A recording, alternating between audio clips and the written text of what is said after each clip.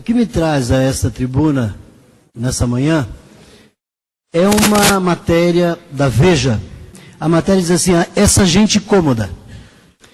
Ele começa, a fé evangélica em grande parte é composta do tipo moreno, o brasileiro que vem sendo visto como crescente horror pela gente de bem do Brasil.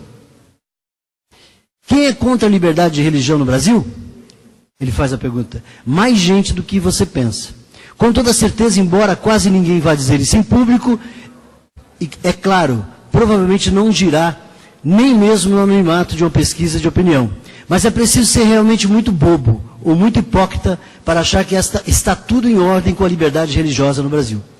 Quando as nossas classes mais altas, que também se consideram as mais civilizadas, sentem tanto desprezo, irritação, antipatia pela religião que mais cresce no país.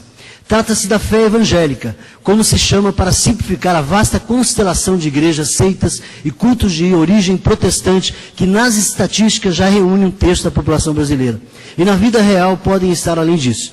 Esse povo, em grande parte do tipo moreno ou brasileiro, vem sendo visto como horror crescente pela gente do bem do Brasil. Sabe-se quem são? Os mais ricos, mais instruídos, mais viajados, mais capacitados a discutir política, cultura e temas nacionais. São geralmente descritos como esclarecidos, liberais, intelectuais, modernos, politizados, sofisticados e portadores de diversas outras virtudes.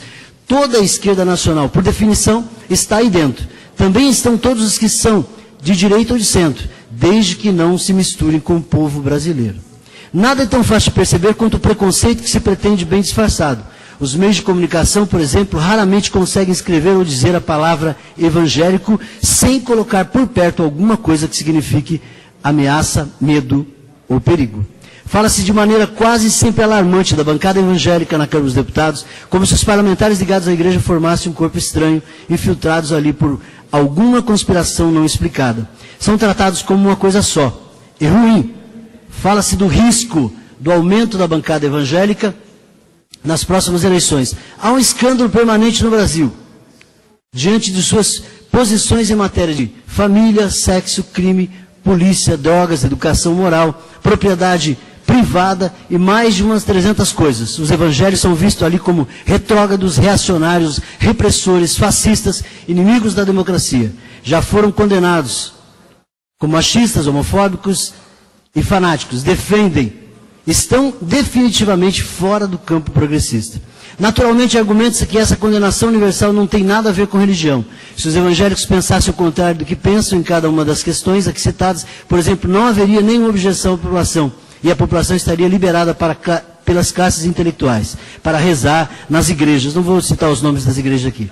O problema dos evangélicos está nas suas convicções como cidadãos. No fundo, é a mesma história de sempre. O que atrapalha o Brasil na visão das pessoas que consideram capacitadas a pensar são os brasileiros. O povo brasileiro, de fato, é muitas vezes inconveniente, principalmente quando vota. Os intelectuais preocupados lamentam o crescimento da bancada evangélica, mas raramente se lembram de que ele só cresce porque cresce o número de eleitores evangélicos.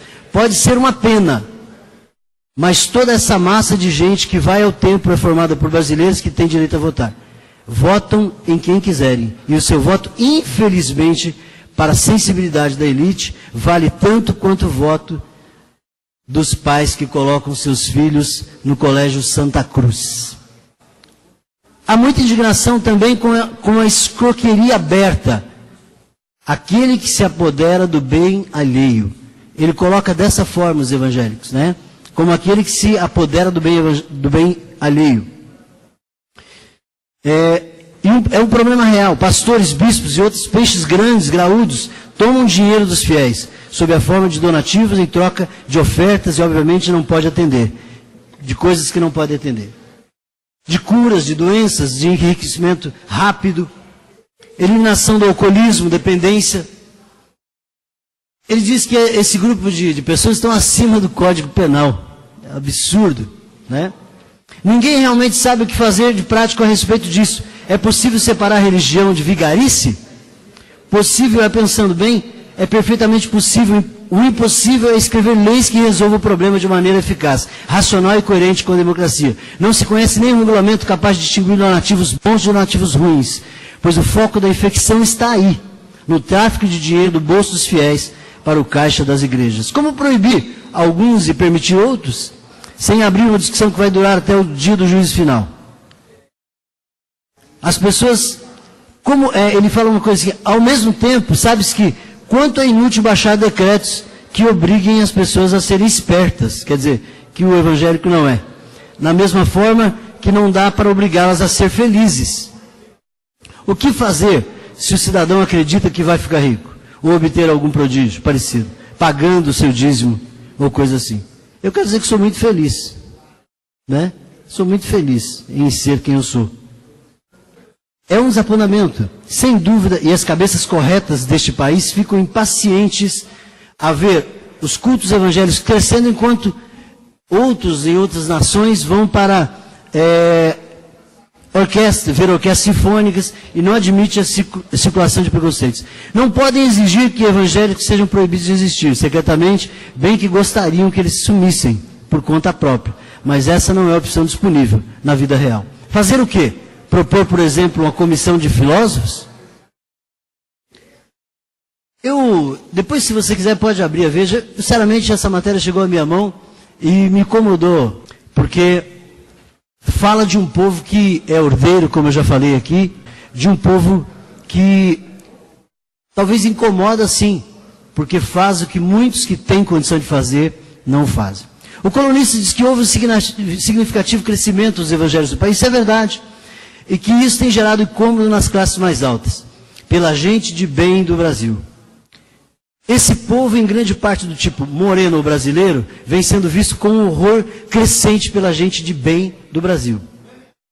Pelo que se mostra, o autor desconhece o brasileiro que sustenta esse país. O brasileiro trabalhador que acorda cedo, pega seu ônibus, volta para casa, muito longe das zonas centrais da cidade, longe das câmaras dos intelectuais da Veja. Quem é esse povo incômodo?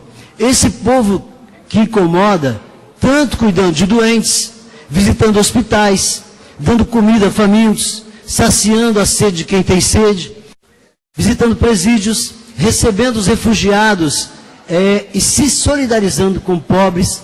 Lamento apenas que a fé evangélica ainda não diminua, eu creio que já diminui, mas não diminua ainda mais o número de mortes no país, né? Não diminua ainda a questão da drogadição no país, não diminua ainda a corrupção no país.